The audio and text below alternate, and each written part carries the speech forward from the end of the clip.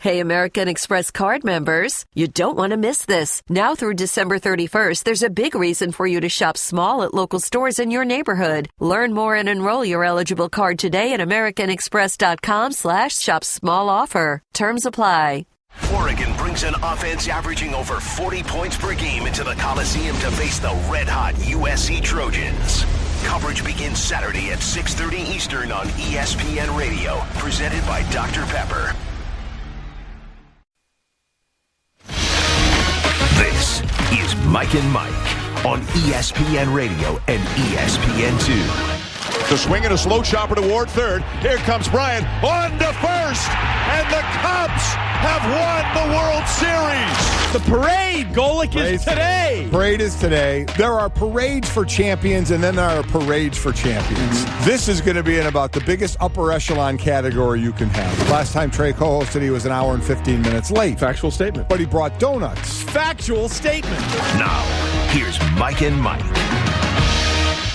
Well, now I almost feel bad that I didn't bring donuts. I feel bad you didn't bring donuts either. Well, you can blame the donut shop that wasn't open at 4:15 when I was up and driving in. See what happens when you're early? When you're on time? Kids, never be early because there's no reward for it. Well, I saw the reward is being late. I actually saw, and again, if you don't know, last time Trey co-hosted, he was an hour and 15 minutes late for the Solid show. hour and 15. But he brought donuts, and I saw him before the show. Shockingly enough, he was actually here before I was here. I know. And I saw him, How and I'm did like, that happen, I'm by like, the Trey, way? he's like, I said, does it feel good to be here early? And he's like, not really.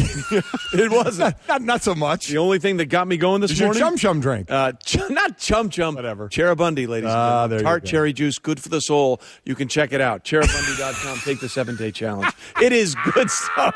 Cherubundy Chum Chum. I'm a chum of Cherubundy. Cherubundy is my chum. So it all makes sense. You are unbelievable. Mike and Mike rolls on. Special. I am not Mike. I had Trey Wingo. Mike Golick is here. Don't forget, we're presented by Progressive Insurance, and all phone guests on the Shell Pennzoil Performance line.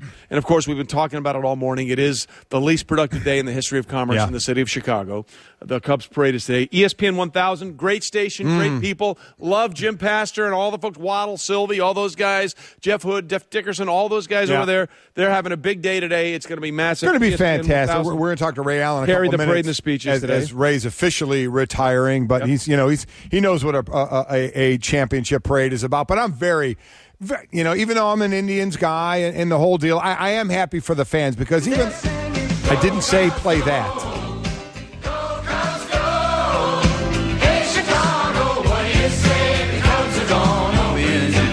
Okay, continue. Sorry. Okay. I am happy for the fans. While the players, and there's so many young players, I think they understand what happened. They don't understand it like the generations of people who are going to be out celebrating today in Chicago. So good for all of them. Yeah, this will literally be – it started at the end of the game. Yeah. I'm assuming the actual festivities will calm down probably around December 23rd. Yeah. Because that's just in time. They're rolled just in time for the holidays. Just in time for their late shopping for Christmas. They'll take a 24-hour break for Thanksgiving. Yeah, that's then they'll continue with the Cub Fest until Christmas. Well, Eve. I've never been in a championship parade. Have you? No, that would assume that I actually played something that was worthy of a championship. Let's talk to a guy. We're going to talk a lot of basketball with him, but a guy who has been in a championship parade and just how long the celebration lasts. Ray Allen joins us now in the Shell Pennzoil Performance line. He's a man that knows a thing or two about championships. Ray, it's great to have you on the phone. We'll get to basketball in a minute, but the idea of the championship parade, what does this mean to guys that have won the title, and how long does the euphoria go on? Well, I mean, good morning, guys. Thanks for having me on. I think that it's probably one of the most special moments that you can experience as a professional athlete. That's the real time, the one time when you have a real celebration, because the actual game, when you win, it's almost like a big relief. Like you win the game and then you're sitting there and you're just like, everybody thinks you should be out celebrating, partying somewhere, like just getting blitzed, but you're actually too tired to do anything. Like, you can't go out. Like, when we won in Boston, it was like 4 in the morning. We're still in the arena sitting there just thinking about everything that transpired. But the day of the parade is the day that you actually get to sit back and just revel in everything that you did as an athlete. Not even just that year, but your whole career. And just for me, going down that street in Boston, going down the street in Miami, both those times, it's amazing to see the people out there, just in, thousands, tens of thousands of people. It's incredible. How different was it for you, not from the player side of it, and I'm sure a lot of these Cubs players would like to know. Ben Zobrist knows. He won World Series with the Royals last year and now with the Cubs. But for these players that want to win it a second time, you've won 2. What was the difference of the first and the second from you as a player? Well, I'll take you back even a little bit further. When I was in Milwaukee in 2001, we went to the conference finals, Eastern Conference Finals, and we were really good, and we had the opportunity to go to the NBA Finals. We got beat by Allen Iverson-led Philadelphia team, and we just came up short. So we felt like the next year we were supposed to go back, and it took a while. Obviously, the next year I get traded. Well, within the next year I get traded, and then I end up in Seattle for a couple of years. I don't do anything significant where I make it to a finals. So now to 2008, making it all the way to the NBA Finals, I said, wow, to get back is something that is unprecedented for any player. There's no guarantee. There's no promise just because you did it one year. The next year is not guaranteed. So one thing I said to myself is I realized this is something that's special that you got to cherish it because there's no guarantees. Like to be a dynasty is a special thing. To go multiple times is a special team because you have minds that are lined up that are similar from the players that you're playing with to the organization, and then obviously being in a great fan base in front of them every night. Well, you certainly did that a couple of times. 18 seasons in the NBA, 2-time champion, multiple All-Star. Ray Allen with us here on Mike and Mike. And, for whatever you did on the basketball court, Ray, everybody will remember you for being one of the purest shooters in the game of all time. And I want to read something that Steph Curry recently had to say about you. He said, to me, he's the greatest shooter ever because of his longevity. He did it year to year, and he got up on his shot. That's what made him different. He was a special player. When you hear someone like Steph Curry, who is considered right now to be the greatest shooter in the game, say that about you being the greatest shooter ever, what does that mean to you? Well, it certainly is a great compliment coming from him because right now he is the best shooter in the world. And I don't know if a lot of people know, but I played with Steph's dad, Dale. So Steph and Seth used to be in the gym in Milwaukee with us during shoot-around. So he was exposed at a young age, and he had. So you basically taught him everything you taught him how to shoot. You taught him how to shoot. It's you. No, not at all. That's us trying to get you in trouble. Just ignore us. Just ignore us. And both of you jumped on it too. That's the thing. You guys are quick. Yeah. He was under expert tutelage with his dad because I'm telling you, when I came into the NBA and I played against Del Curry, I was amazed. One game I'm playing against him in Charlotte, and I'm up on him. I'm coming from college, so if you're standing next to a guy, you're guarding him. I got to the NBA, and I realized that wasn't the case. I'm standing on Del Curry, and he's looking at me, and he looked at me, he had the ball in his hands, and he looked down at me, and oh, you're not going to put your hand up, and he shot it. And I looked at the coach, I was like, I was guarding him. He said, close is not close enough. And so I think with Steph, he just was, so fortunate to be able to be, under such a great shooter as his dad as it was. But then me growing up, I watched Dale Curry, I watched Dale Ellis, I watched Craig Hodges, I watched Reggie Miller. And these guys, to me were incredible. And so they raised me, and I think I come up in the era now where Steph watched, a lot of what I did, what Reggie did, the guys that played during my era. So, that's what kept him motivated. We set the bar for him, so now he's in the league to now raise that bar to another level. So it's great to have the argument on who the greatest shooter is, but every generation it definitely will change.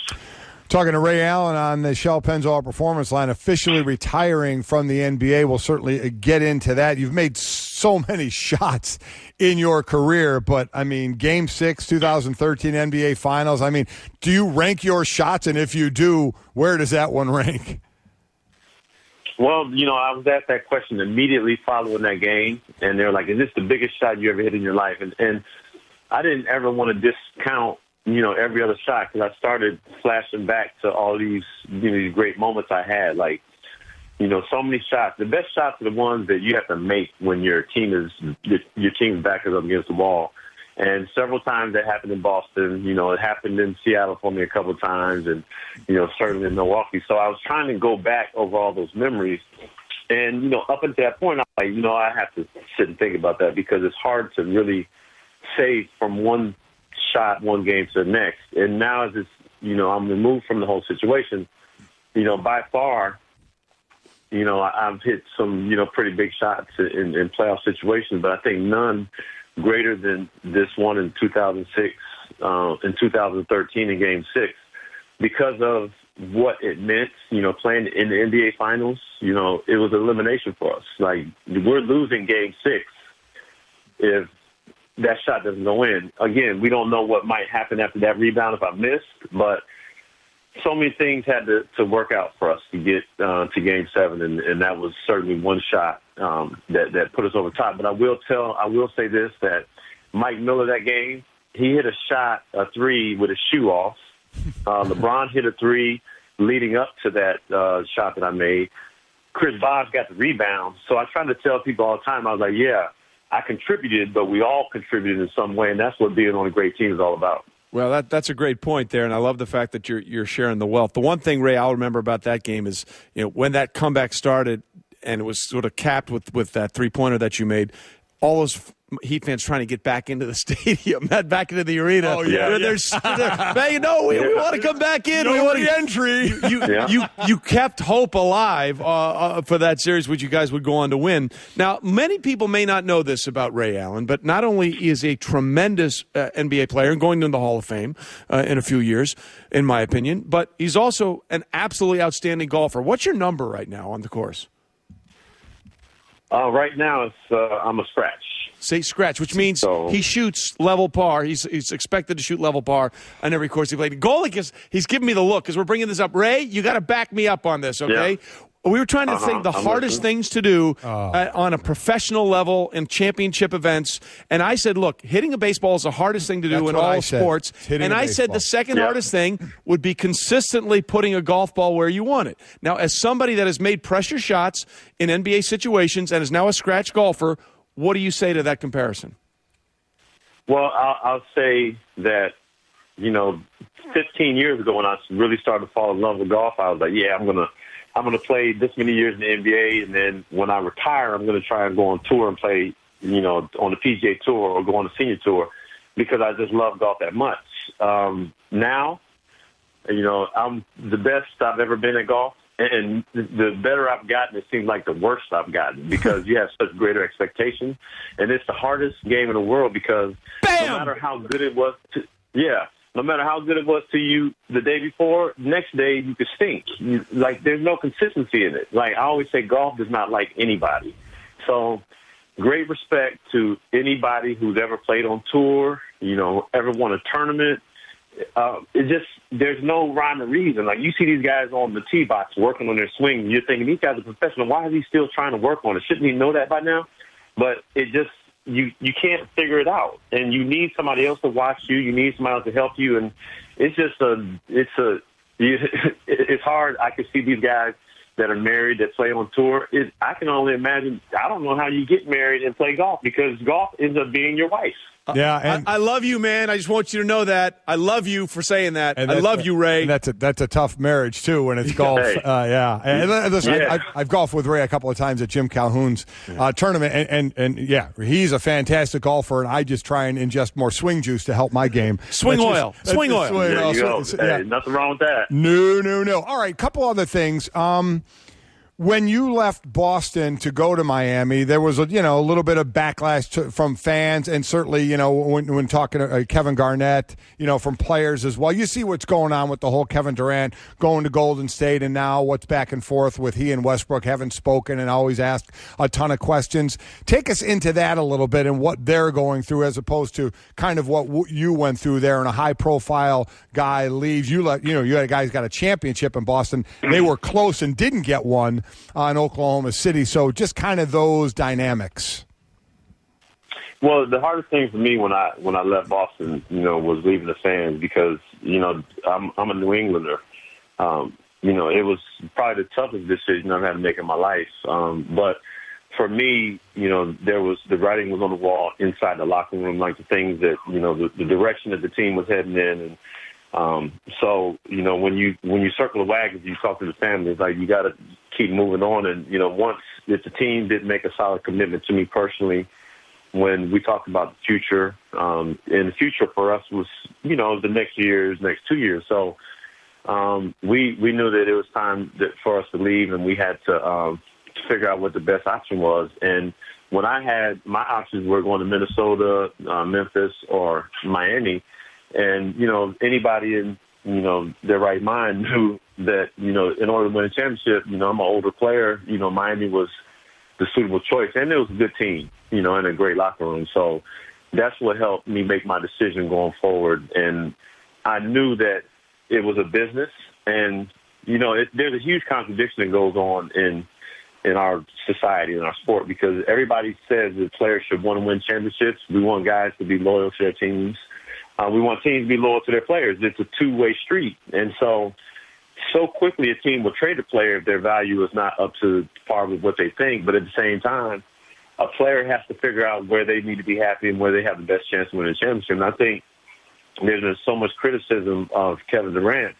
I think, rightfully so. He was in Oklahoma City and he went to a team that was already a contender, but it is his right. It's his ability to be able to go somewhere to where he thinks it could help him win a championship. And, don't like him for him, criticize him for it, but he's a man and he made a decision. And each one of us players in the league know that at some point, we've been in a situation where we've had to choose, the lesser evil, the great, whatever. Just like you guys, when contract get put on the table, situations get thrown at you, you had to go back and ask your wife, babe, what do you think we should do? And you got to make a decision for your family. And you laugh because this is not just a you decision, it's a family decision. We know we ain't the boss. We know we ain't the boss, right? Yeah. And we all have to deal with that in some form or fashion. And so outside world doesn't understand it, and they may not appreciate it, but we have to say to ourselves, family, let's circle the wagons and figure out what's best for us and move forward. We want to win. We want to be happy. Where do we go from here? And so the decision he made, it was his. And I'm happy for him that he's happy. And, I don't judge him because I've been in that situation. And anybody who does judge him, wait till you get put in that situation, whether you're in the NBA, NFL, Major League Baseball, or you're an accountant somewhere. When you get thrust in that situation, then you're going to say, oh, I see what he dealt with. I see what it was like. So absolutely, don't judge a man till you walk a mile in his shoes. Well, yeah. And then if you get a mile in his shoes, you can say whatever you want because you're a mile away.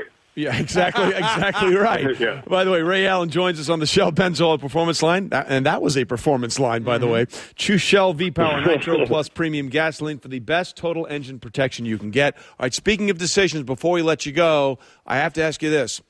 It took you 2 years to officially announce that you are going to retire. What took it 2 full years to decide, yeah, I'm definitely done? Well, it was interesting because the first year I got out, I was kind of home and I was trying to figure out, if it was something that I wanted to continue to do. And then all these reports came out that I was signing with Cleveland. And then simultaneously, I had left for a day and my house got broken into in Miami. And, everybody was reporting that I had already been in Cleveland. And I was like, there were journalists in the NBA that were reporting that I had signed with Cleveland. I was like, I haven't spoken to anybody. So what I had to, it made me, I went internal because I said, I can't have a conversation with anybody because they take it the wrong way. They take it out of context. And so I had been sitting back watching, trying to figure out if it made sense for me to go anywhere. And then I didn't want to have a formal situation. I didn't want to retire and then want to come back. And that's what I thought from the beginning, because I've seen a lot of athletes do that where they retired and they still had that in them. And so I call it the honeymoon period to retirement. Like you get there, but you're kind of not there. You want to keep going back and forth. You're trying to figure it out. And so for me, I just sat back and I waited. And I just, I still work out and I was still playing basketball. And, I was trying to figure if it made sense to me. And I think more than anything, what didn't make sense to me was having to move my family again. My kids they're the most important thing to me. I got 4 boys. I have an older daughter. She's just graduated from college. So with the 5 of them, I had to make sure that I made a decision for them, and I didn't want to spoil their life early. And, I hadn't been gone enough. And I realized since I've been home in the last 2 years how much I haven't been home. Right. So I wanted to be home for them more than anything. Was there a point in this honeymoon phase of retirement? How close were you, if at all, to actually signing with a team? I would speak with LeBron from time to time, watching the games. And, I had some conversations over emails with Steve Kerr. Excuse me, I was getting calls from a couple different teams. And, there was one point where everybody was like, well, if you're considering it, we're going to throw our name in the hat. So I was dealing with a lot of teams, but never did I officially, go out there and seek, the interest of other teams. I know teams wanted me. I think this year in July, August was the first time I had really let people know, okay, I'm really thinking about this, and this is my last-ditch effort at trying to see if it could work for me. And that was my way of seeing how teams looked and if I fit in the scheme of what they were doing. I didn't want to be a player yet. Even though I'm 41, I didn't want to be a guy that came back and I would sit the bench and I was a mentor. Even though I would be that, I still wanted to play. I still felt like I could contribute, and I didn't want to feel like I went back somewhere and I just went back to, endure sitting on the bench. And, I'm a great cheerleader and I'm a, great team guy, making sure these young guys get better. But I still wanted to contribute. And if I didn't want to feel like I went back and I wasn't able to do that, and then I would have kind of felt like I was not, using myself the right way. So, I'm over here sitting on the couch thinking about, playing more golf and doing a little more traveling. Well, see, that's the exact right thing, because once the kids go to school, you can go play 36. So you got it nailed. Ray, Yeah. we appreciate it, man. We appreciate you being with us, and we'll look forward to you going to the Hall of Fame in the class of 2019. There you go. Appreciate Thanks, it, Ray. Appreciate it. Guys, thank you. It's been an honor and it's been a privilege. One of the nicest guys. Yeah, you ever really, really is. As I said, with Jim Calhoun, gets all his guys coming back to golf in that tournament with him a few times in other areas as well. Just really a nice guy. You mentioned golf, right? Yeah. Listen, I play golf. Victory. Ray's wrong about that. Okay. But, what would he know about it? Well, yeah, exactly. You're just pathetic. Yeah. Coming up, Field Yates takes us through Week 9 of the NFL. We call it recess. But first, a word from Protection One. If you had to choose a favorite feature of your Protection One home security system, tough to decide, right? Maybe your favorite feature gives you control over the entire home. I love this part of it. All you need is your tablet or phone. You can arm and disarm your system, turn the lights on and off, control the locks, garage door, and the thermostat. All of that is right at your fingertips. And with the Protection One service, they really do treat you like a king or queen. They've consistently earned an A-plus Better Business Bureau rating. Live person answers the phone in just a couple of rings. They have a 97.3% customer satisfaction rating. Go to protectionone.com/Mike for a Protection One home security system starting for just about $1 a day. Get control over your home today. We're back after this on Mike and Mike.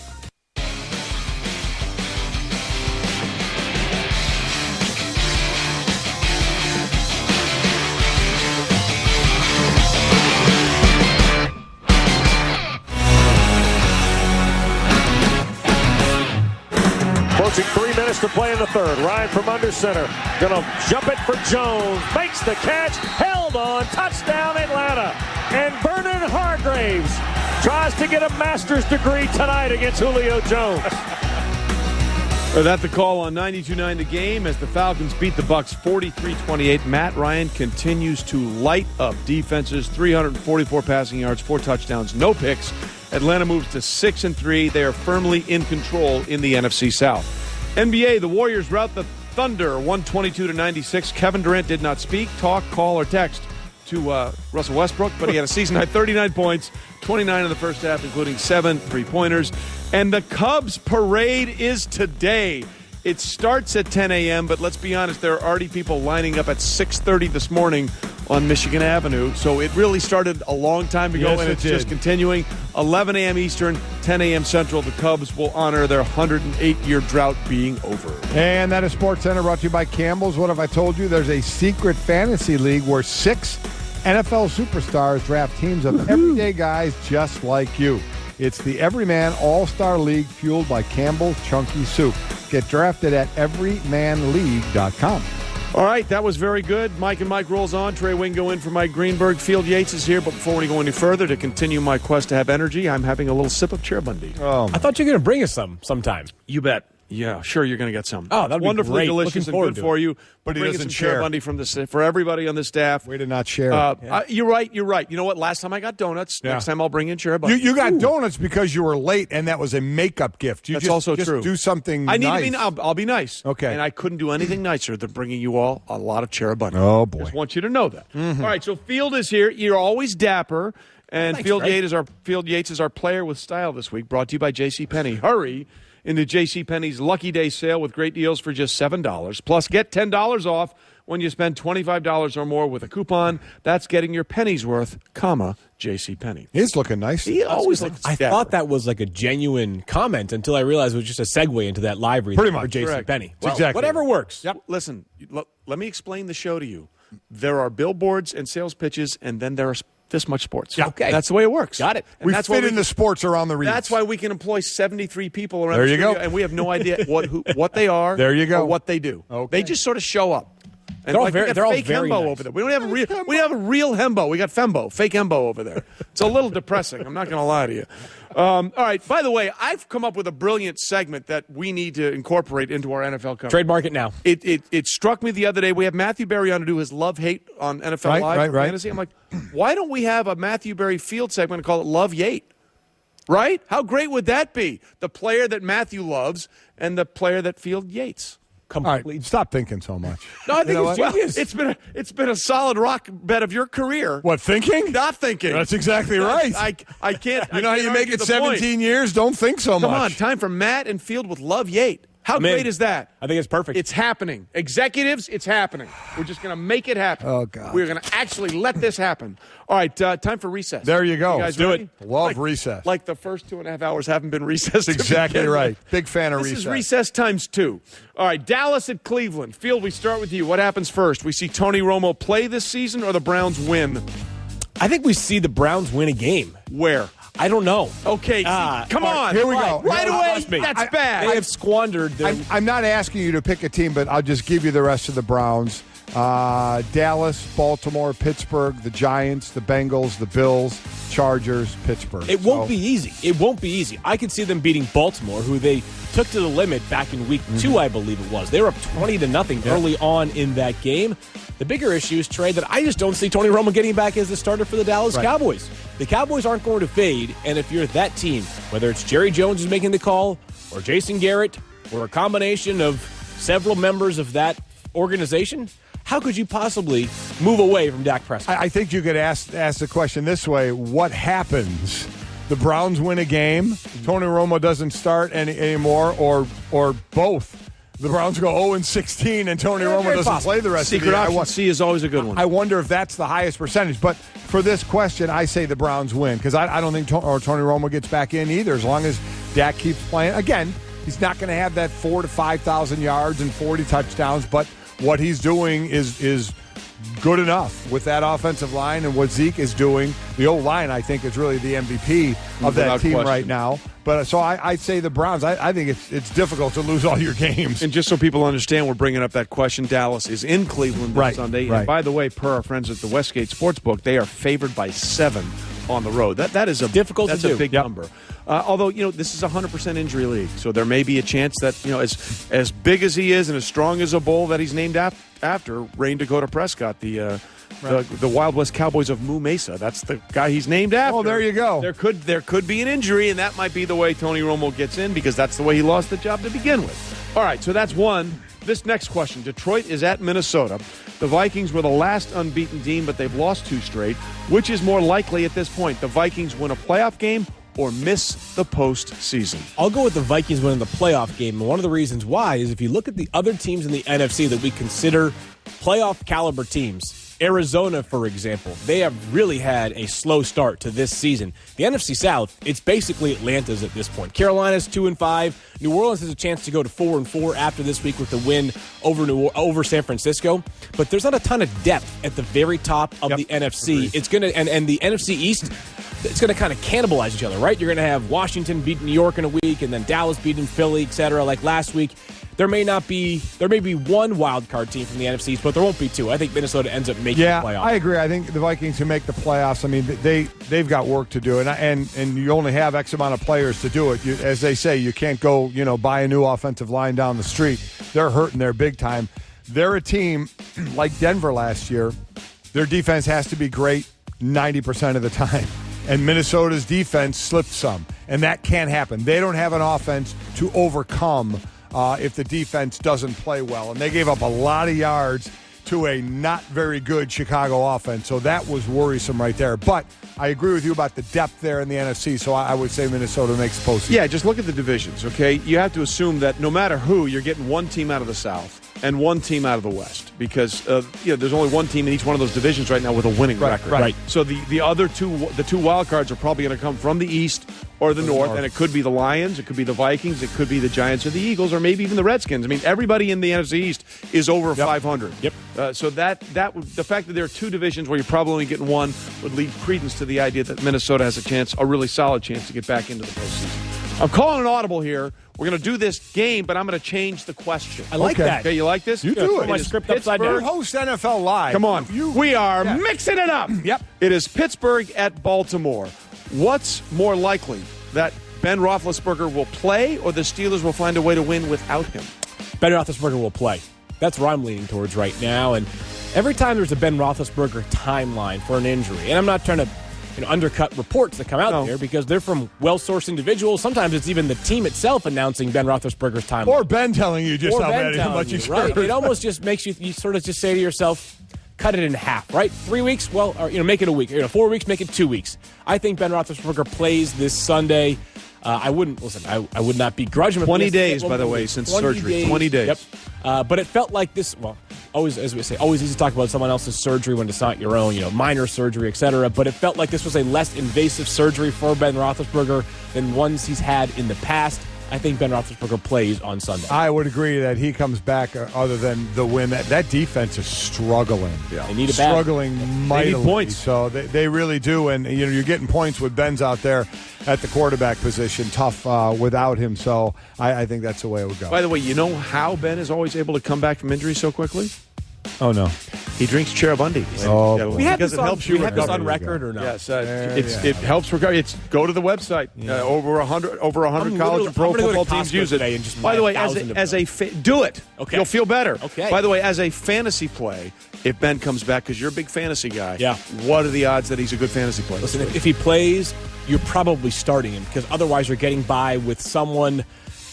A guy that you picked up on waivers, maybe it would be, I was going to say Jameis Winston, which would have been a reasonable play last night. Right. I think the more likely scenario is that you added Ben Roethlisberger and you're choosing between him, or you had Ben Roethlisberger and you're choosing between him and some other quarterback. There's so many guys on bye this week that there are not that many great options. But, like whether it was in a normal week like a Jay Cutler or Kirk Cousins or someone that maybe wasn't a consensus top 10 fantasy quarterback going into the season. If Ben Roethlisberger plays, I'm playing him. Mike and Mike on ESPN and ESPN Radio and ESPN2, presented by Progressive Insurance as we continue recess with Field Yates. We got one more, and I'm doing another audible here. All right. It's Denver at Oakland. Which will be the matchup that wins this game? Will it be the Raiders' offensive line, or will it be the Broncos' defensive line? I think the Broncos' defensive line. Hey, see? Nice there you go. Broncos' defensive line. Now, the Raiders have allowed 9 sacks this season. That's the fewest in the NFL. They've got 5 mountains playing offensive line in front of Derek Carr, and they've really held up well in pass protection, obviously. The running game hasn't been quite as consistent for Oakland, but Carr has had time and space, and that dude throws needles. He's been absolutely brilliant so far this season. But that Denver defense, they have layers and layers of depth, and they get you from all angles. They always say the quickest the quickest line from the to the quarterback is right up the gut, and the Broncos bring pressure, the A-gap, everywhere on the edges, you name it. They've got second and third level defenders that can rush the passer well. It's that old line that they have built in Oakland, really good, really good. 5th in the league in rushing, even though it hasn't been great lately, but they're still there. And what Derek Carr is doing, man, that's a tough one. But as a former defensive guy, I think I'll lean toward the defense and what Von Miller can bring from the edge and the rest up the middle. But that is going to be one heck of a matchup. It's interesting that you say that now because nobody throws on the Broncos. They just don't. Even without Aqib Talib, Phillip Rivers still had the most passing yards. It was like 260-something. So you're just not going to get a lot of throws through the air and a lot of games through the air against the Broncos, but they are susceptible to the run. And that may be the way that Derek Carr and company try to attack this defense. Without Trevathan and Malik Jackson there this year, they're not the same run-stopping defense they were in that record-setting defense they had in 2015 that ended up with that unbelievable win in Super Bowl 50. All right, Field, you're going to be with us through the rest of the hour. We'll have more recess with Field, but first, Mike, if you will, Casper it up. I'm going to do that. Got to consider curling up with a Casper mattress and hibernating as it's starting to get cold. It's one perfect mattress with 2 high-tech foams that provide all the comfort and support you need. And here's the beauty. You get to try it 100 nights in your own home, risk-free. Yours. If you don't like it, free shipping and returns. Go to Casper.com. Use the code Mike for $50 towards the purchase of your mattress. That's Casper.com. The code is Mike. Terms and conditions apply. We're back after this on Mike and Mike. Ferguson, the right people, the right products, right around the corner. Visit Ferguson.com.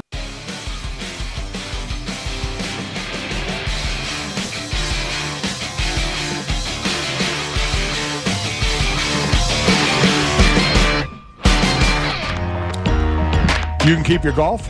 I'm going to go with Burger King. That's what Sports Center Okay. brought to you by. What's the best place to have your breakfast? How about on a warm croissant? I'm in.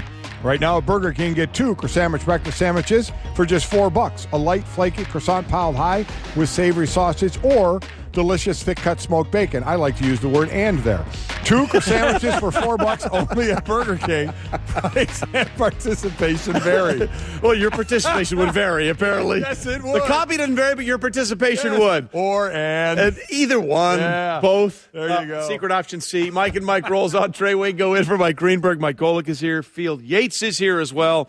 Don't forget the winning word coming up in 1 hour. Your chance to get to the college football championship thanks to our good friends at AutoZone. They've done a great job with this. Fantastic job. It's going to be a great trip. If only the staff here could be doing as good of a job as AutoZone has done. Well, there you winning go. word. Throwing the staff It's been a under problem. the bus. Well, I listened to the show. Apparently that's a thing. Oh, that's okay. a thing. Well, there you go. Right? Fake Embo, isn't that a thing? Throwing the... Sure. There you go. Yeah. There you go. Sure. With conviction right there. Yeah, I was about to say, way to back me up, dude. That's it. Pumping you all day. And it's unbelievable. All right, some of the things we've been talking about here, Field, all morning, Richard Sherman sort of addressed it, the idea of the low ratings in the NFL. And again, it needs to be put in a in context. It's not in a vacuum. The low ratings in the NFL, every other sports league would like to have the low ratings that the NFL is having. Yes. But it is lower than it's been in the last 5, 6, 7 years, and we're trying to figure out if there's one reason or is it a bunch of reasons. Definitely a bunch of reasons right now. I think some of the circumstances that are relevant to the calendar specifically right now are worth noting. It's election season. A lot of people's attention has been drawn towards the upcoming vote. You just had a thrilling baseball postseason where a lot of people, specifically because of the Cubs, had their eyes on baseball. Those are some of the things that are taking place right now that have nothing to do with football that are worth noting. Then you get to the football side of things, and yes, frankly, the product has been watered down during a lot of the primetime games. Some of these Thursday night games have been tough to watch. Last night's game was actually fairly enjoyable because there was so much offense. I get it that some football purists will tell you that a 6-6 tie between the Seahawks and the Cardinals was great football, and I agree, but I also understand that a lot of football fans prefer a 43-28 game to a 6-6 game. Then I would think about this in the context of other sports, and I don't know how much this factors in, but I've at least been thinking about it, is people who aren't necessarily diehard football fans but might have an interest in the league because they just enjoy sports. Like if you compare maybe the way the NBA and the NFL sort of made people feel through large, notable decisions recently. Like I think there are people who are fed up with some of the NFL and some of their antics and their optics, right? And it's some of these non-football stories, that handling of domestic violence abuse cases. Like I don't think that makes anybody more prone to watch football with the NFL. I think you're 100% correct. Whereas you have the NBA and Commissioner Silver, who I feel like since he walked into the league has been hitting home runs left and right. Proactive as opposed to reactive. Right. Exactly. He removed Donald Sterling as an owner, essentially. Most recently, he removed the NBA All-Star Game next year from the city of Charlotte. He has been doing things that resonate really well with the public, and not just because he wants to, win the court of public opinion, because it's the right thing to do. And I think people who are not necessarily like all of us who are going to spend our Sundays, no matter what, watching as many NFL games we can possibly consume, but might be on the fence or might have other things. I don't think the NFL is winning them over right now. Well, as a league. You're exactly right. And look, people can say it's not true, but it is true. Every sports league is a star-driven league. Yep. I mean, we just talked about this thrilling World Series between the Cubs and the Indians. If it wasn't the Cubs and the Indians, take two other teams.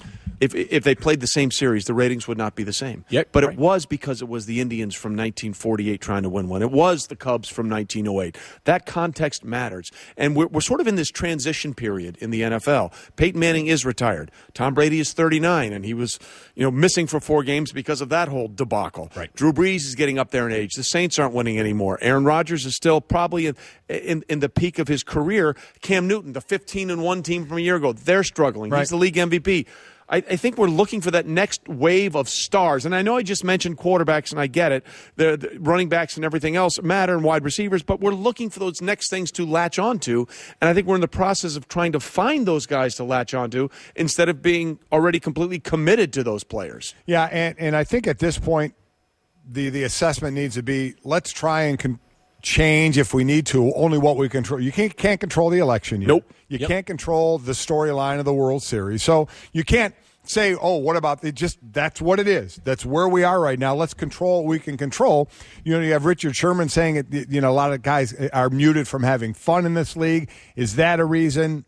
Is the Colin Kaepernick situation a reason? There are people that think that as well. Is it how, that it seems the NFL is just lording over everything? That's a reason. But control what you can.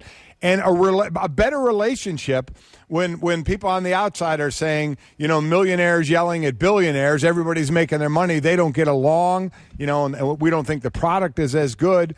Turn some people off. Control what you can control, and hopefully they can get a better working relationship down the road. You can make the NFL a whole lot more fun, to Richard Sherman's point, without crossing any sort of boundaries or borders. 100% Exactly correct. right. The NFL will simultaneously flag players for twerking in the end zone and then put out some tweet graphic of Antonio Brown as a cartoon character twerking in the end zone. Yeah. Like that just Consistency matters. People just get that rankles people. Does. We'll does. see how it unfolds really starting after this weekend because the election will be in our rearview mirror. A lot of college football coming up in the final hour of the show. Plus, Thanks, guys. Kyle Schwarber of the Cubs will join us. Nice. Field, always a pleasure. We're coming back.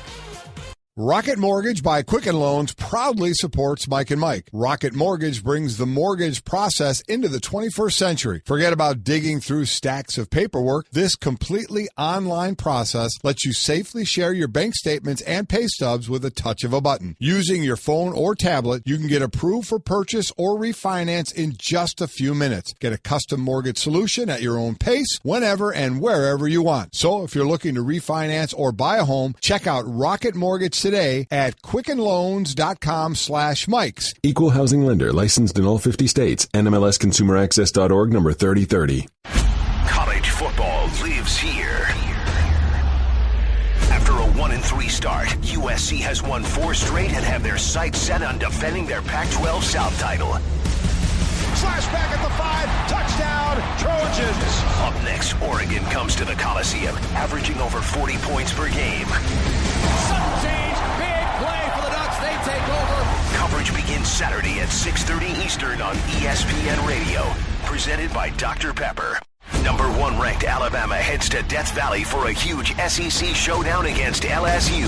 Snap, fumble, Alabama's got the football. Coverage begins Saturday at 7 Eastern on ESPN Radio and the ESPN app.